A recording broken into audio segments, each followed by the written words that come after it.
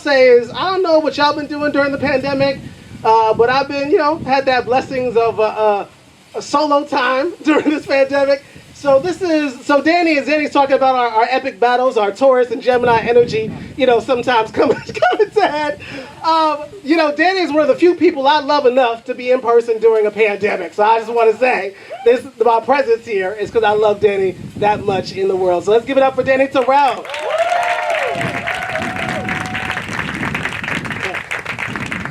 And so for the first piece I'm going to share with y'all today, this is one that's going to be collaborative.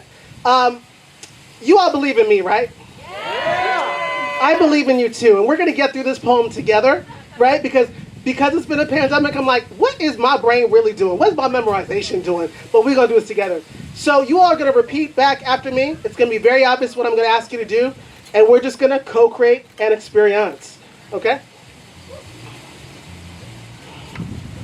When I say story time, y'all say story time, story time. Story time. Story time. Story time. Story time. Story time. When I say true story, y'all say true story, true story. True story. The other day, I dreamt I was cuddling with a human-sized platypus.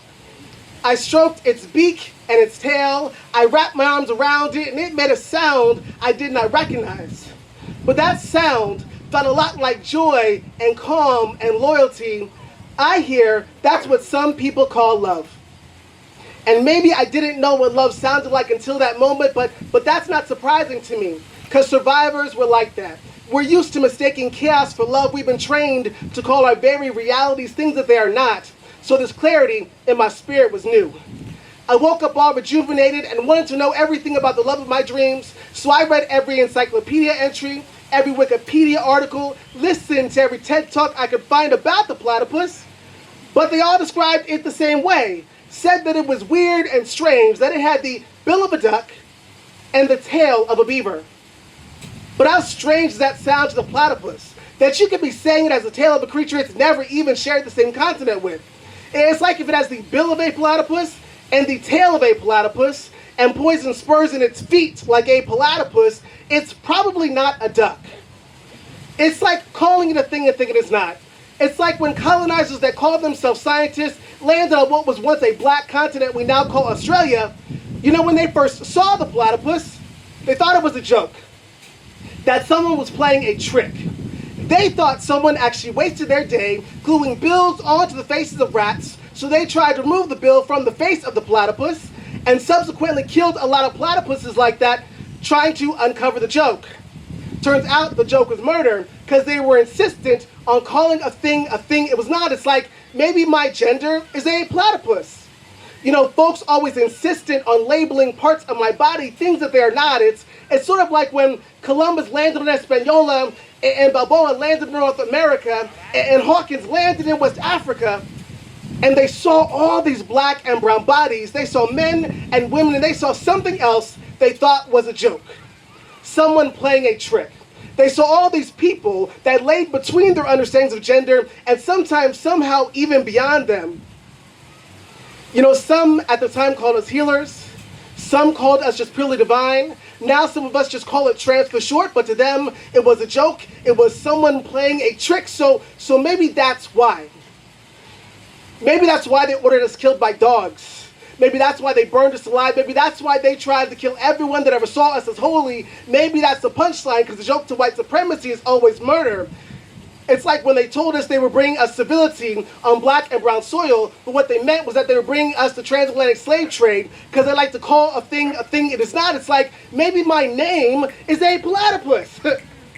Because when I say it, people tell me that's not what it should be. When really my ancestors called for me and I responded back, and they told me there's nothing blacker than me calling my own name into existence. But to you, maybe it's a joke, and maybe that joke is suppression, because supremacy always tries to kill things it doesn't understand. I hear abusers do that sometimes. Try to call things that they are not, and devoid of all expectation.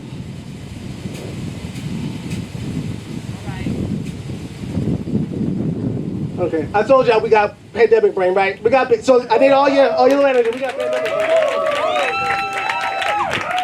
Listen, I was like, I'm gonna do this. We're gonna do this. We gonna do this today. We're gonna do this today.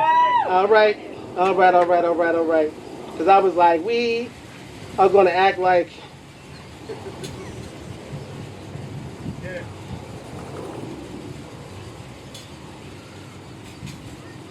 But to you, maybe it's a joke, and maybe that joke is suppression, because supremacy always tries to kill things it doesn't understand. You know, I hear abusers do that sometimes, try to value things they don't understand and call things that they are not. So I may call that gaslighting. They may call it law and order.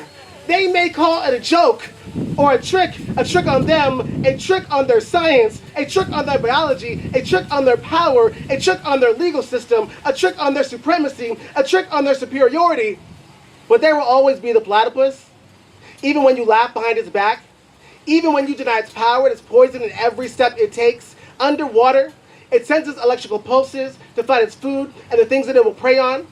It reminds me of myself and the ways that I sense bullshit and decide what kinds of energy I will or will not feed on. Even when you think I'm a joke, that my body is weird and strange, even when you call me a thing I'm not. Maybe I'm not a platypus.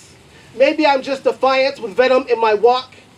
Maybe it's just my familiar. Maybe I'm just familiar with the ways white supremacy works. Maybe my familiar teaches me to always call a thing exactly what it is, and I call you. Thank you.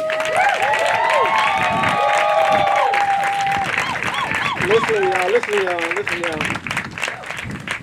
y'all. So also, that also to me, I want to say this real quickly. Sometimes we acting like things are normal during a pandemic when it is not.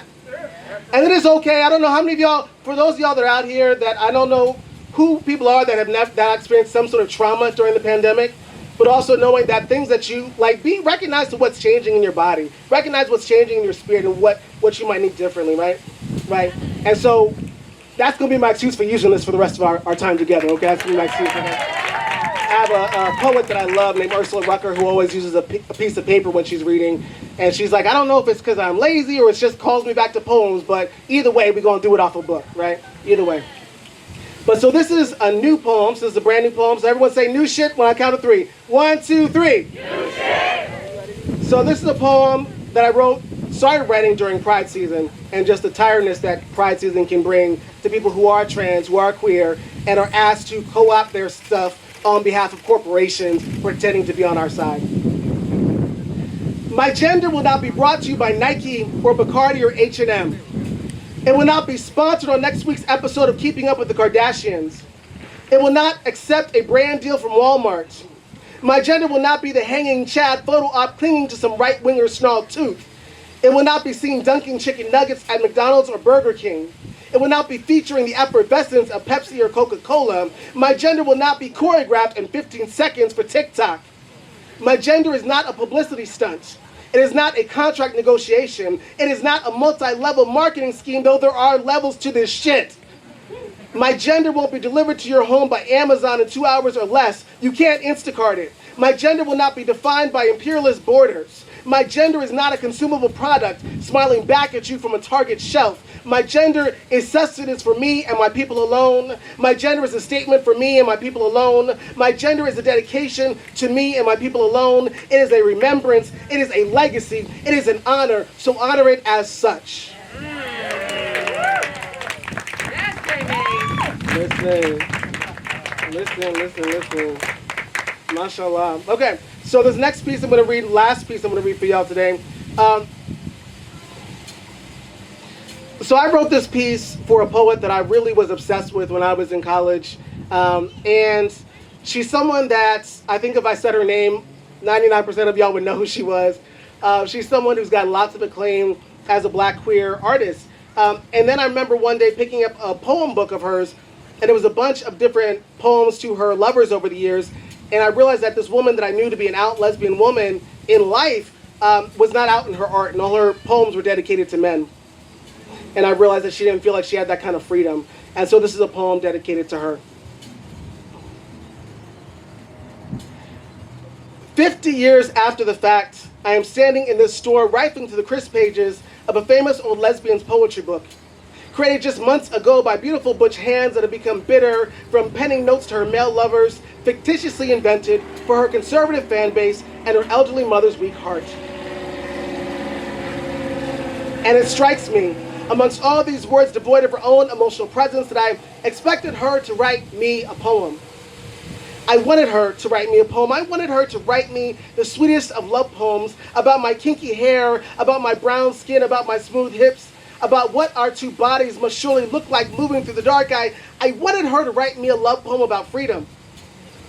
I wanted her to write me a love poem that would convince a father his 13-year-old trans son is still a child and not a leather-bound punching bag. I wanted her to write me a love poem that would house 1,000 trans kids that not at a home to go to. I wanted her to write me a love poem that would lay down a check and a kiss at the feet of every black trans and non-binary person on Juneteenth Eve. I wanted her to write me a love poem that lets two boxer-wearing black trans boys hold hands down a dark alley and not feel fear of their neighbors or the police. I wanted her to write me a love poem that would have saved the lives of Tyra Hunter, Naja Morris, Tonya McDade, Erica Keels, Blake Brockington, Maya Hall, and Sakia Gunn. I wanted her to write me a love poem that lets a lesbian English teacher simultaneously keep her job and a picture of her first lover on her heart. I wanted her to write me a love poem that would have tucked me in at 16 and told me it was okay to want love, to try love, to feel loved, and that the real sin of Sodom and Gomorrah was about greed. I wanted her to write me a poem. Because to her other fans, it could have been just that. But to us, it would have been so much more. Thanks y'all so much.